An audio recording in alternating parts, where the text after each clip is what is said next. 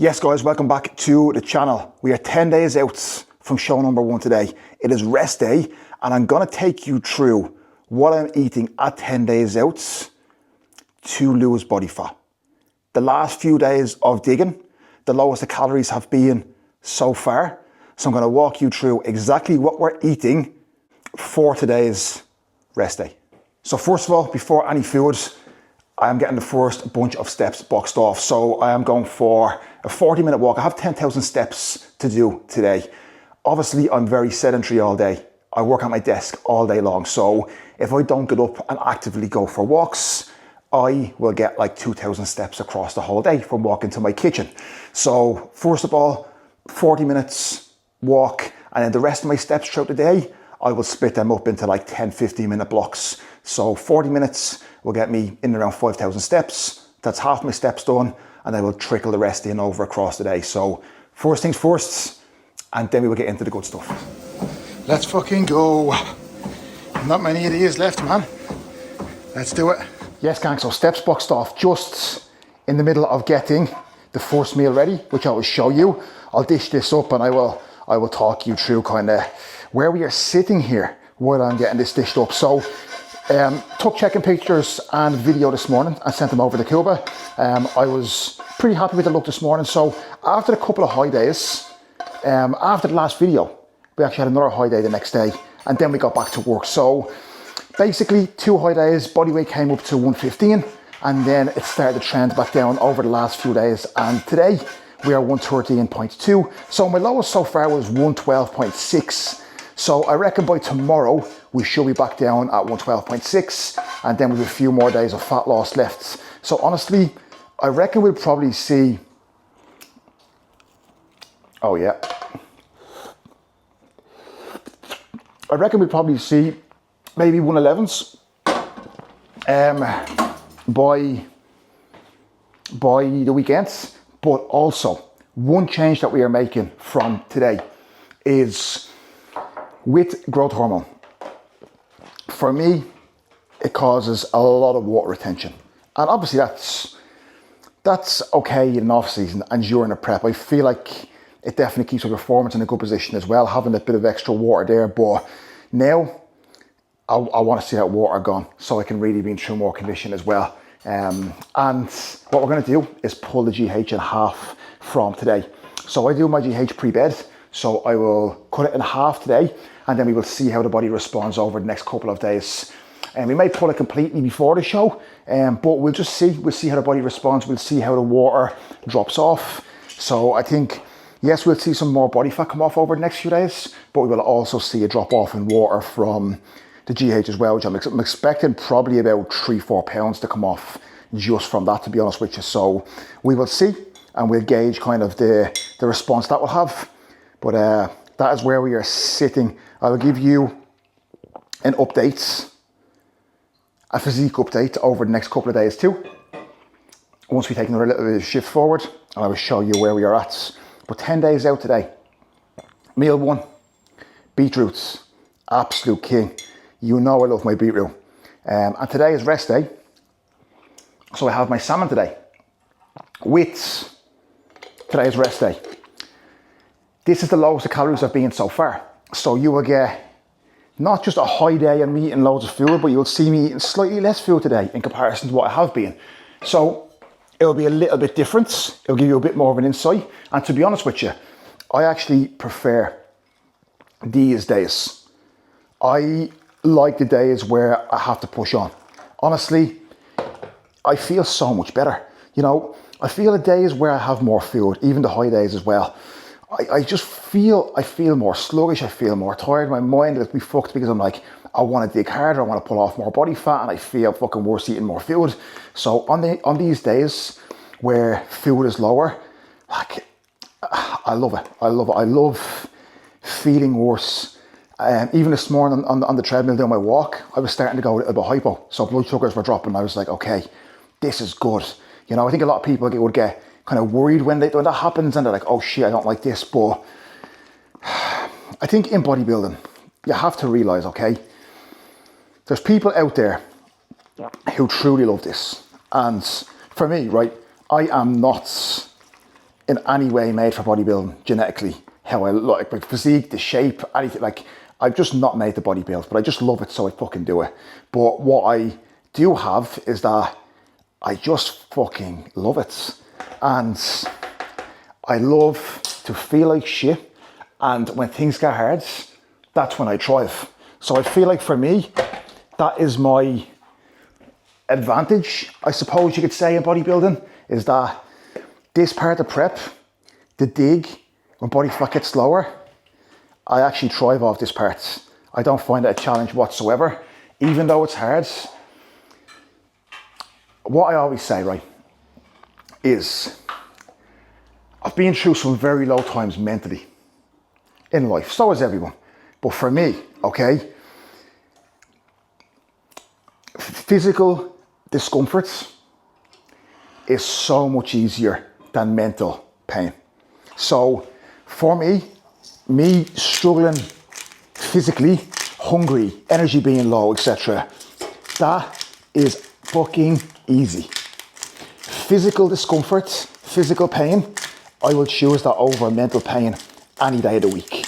I know that's a bit fucking deep for a Wednesday morning, but I think a lot of people will relate to this as well, because one reason as to why a lot of people get into actually just training in general is for mental health, to release them endorphins, for the gym to be an escape, because they're pushing themselves harder, and when they're pushing themselves, they forget about life stressors and the difficulties they are having outside as well. So yeah, that's why I actually like the discomfort of bodybuilding, because it helps me forget anything else that's going on in life, or anything else that has happened previously as well. So use it as fuel. Don't use it as something that burdens you. So yeah, I get my berries, I get my pineapple.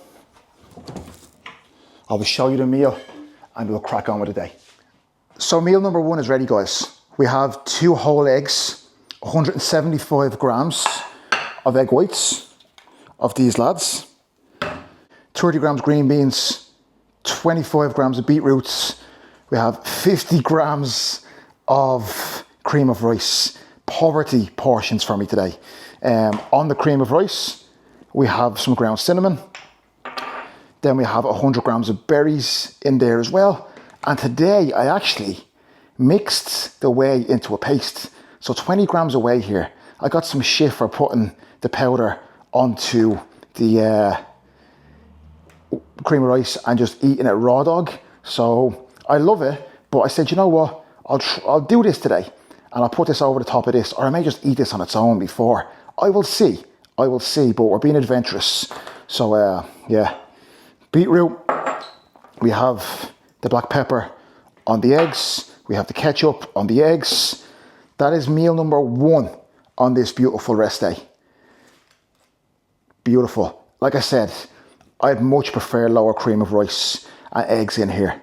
Love it. So, check-ins complete. That was a busy morning. That was an inspiring morning. I always say it gives me energy doing check-ins, opening check-ins, seeing the progress people have made, seeing the feedback, seeing them feel good, seeing them look good. It gives me energy. So even though it was a long morning, I went, got some more steps boxed off there. Easy. You know what I mean? Because when you have that energy from the positive feedback, it's easy. It puts things into perspective. So meal number two, as always, YouTube is always put on when I'm eating, just to have that little bit of a chill break. So I've been watching, let me see, what's it called? The School of Hard Knocks. It's a YouTube channel. It's about a guy who goes around interviewing like successful people and like billionaires and stuff, just asking them advice that they would give to the younger generation, or the advice they would give to their younger selves, etc. It's very, very interesting and cool. This is something that I like to do. I like, if you were doing something, eating, cooking, walking, if you just have positive stuff playing in the background, whether that be educational stuff, whether that be just something positive, whether that be even this, it's rather than having the news on in the background and listening to just fucking negative shit of what's going on in the world. Just having something positive on, it goes a long way. It really does. Like if you say you don't have time to educate yourself, if you have an educational podcast on in the background of everything you do, you'll be very surprised with how much you actually pick up knowledge-wise during each day. Be very surprised. Don't make excuses. You'll find a way. So meal number 2, 100 grams of blueberries. Now, poverty portions. We have 50 grams of rice. We have 250 grams of cod, 30 grams of peppers, 30 grams of green beans. There we go. And the seasoning that I like to use as well, all-purpose seasoning. That is my personal favourites. However, on the salmon, I like to use the Cajun one, but that is where I get that from Aldi. And then there we have School of Hard Knocks. This is the setup for meal number 2. Let's go. Guys, that time has come. That time has come, and I can confirm that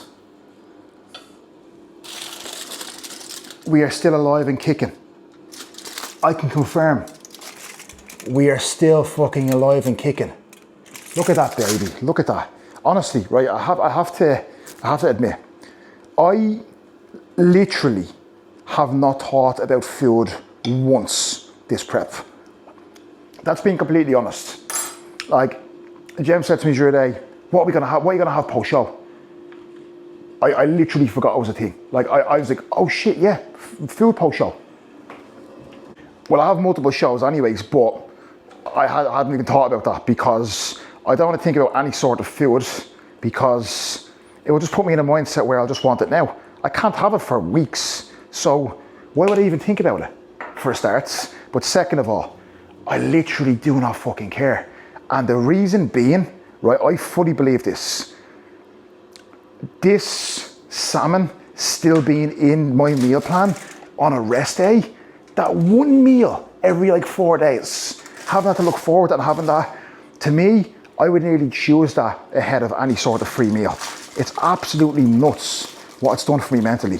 So having this in, I literally do not care about any food because I would eat this every single day as a free meal. So this, oh man, I will enjoy this. I can just feel cortisol lowering and dropping right now because I know the happiness that I'm about to feel from this baby. So this is meal number 3. We actually have 50 grams of rice in this one. 50 grams of rice again. Again, the green beans and the peppers are the same. We have 30 of each.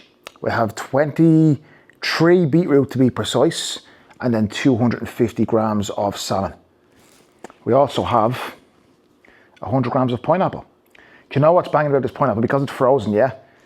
The pineapple's in there, but we also have like a load of pineapple juice at the bottom. So I will eat this, and then I will drink the pineapple juice. Little things. So here we go. With this meal as well, you will see the salt on top. Now, with meals, right, this is a hack. So seasoning your food is great, yeah? But some people cook their food and put the salt in and cook the salt in it. But if you just keep your salt and put it on top of your meal, that makes the taste so much more prominent. Massive, massive hack. And then obviously pineapple as well. Let's go. Yes guys, just getting my next meal ready, and I'll just show you something while I'm getting it ready. I have my air fryer, I have my spuds, my potatoes.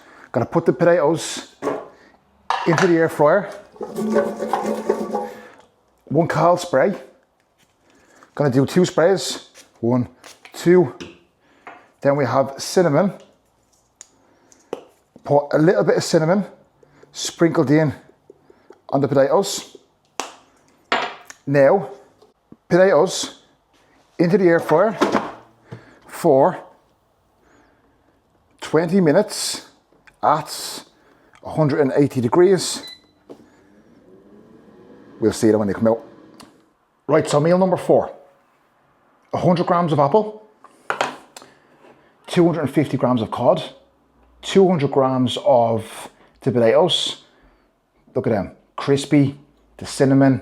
Don't knock it till you try it either. It's banging. Green beans, 5 mils of macadamia nut oil over this as well. And then obviously ketchup. And there's the salt. Like I said, salt sprinkled over top. It just adds that little touch. It's beautiful. So that is meal number 4. So before this meal, I actually just boxed off the rest of today's steps. So that is pretty much steps done and wrapped up for the day, which is fantastic. I have no cardio at the moment, so just 10,000 steps. But one tip, if you are doing your steps, don't just do them as if you're doing like a little stroll in the park. The more you put effort into things, the more you get in return. So if you're going on a walk, for example, in order to get your steps in, go on a walk. Don't just scroll on your phone, etc. Put some intent into it, put a podcast on, go marching, get that walk in. What you put in is what you get out. So that's a little tip. So meal number 4, crack into this, crack into the rest of work, and be back in for meal number 5.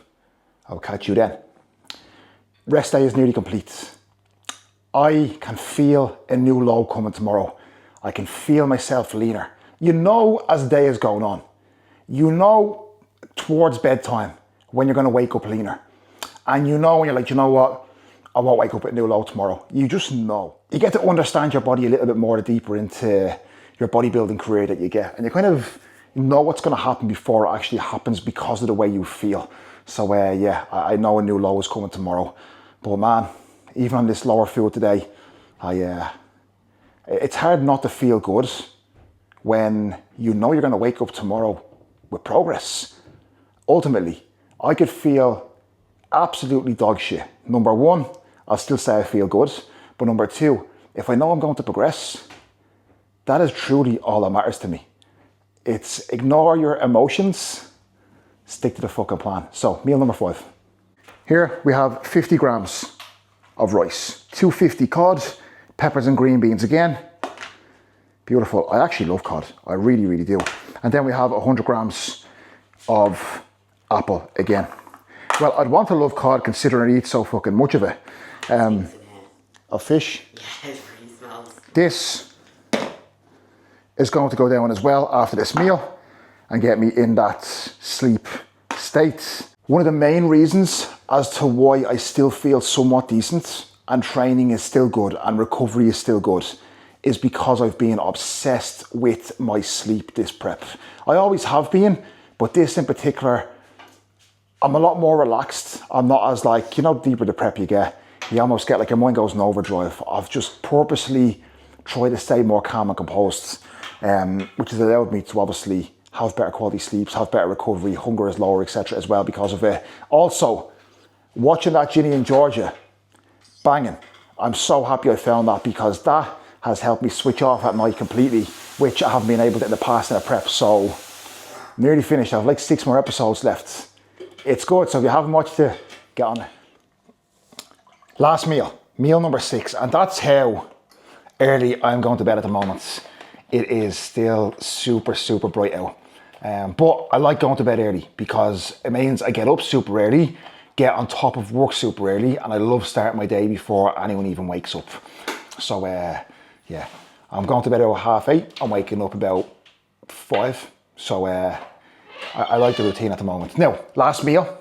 This is probably my favorite. No, actually it's not. Salmon meal is my favorite. This is my second favorite meal on rest days. The egg meal is good as well though. I don't fucking know. I just like fucking everything at the moment.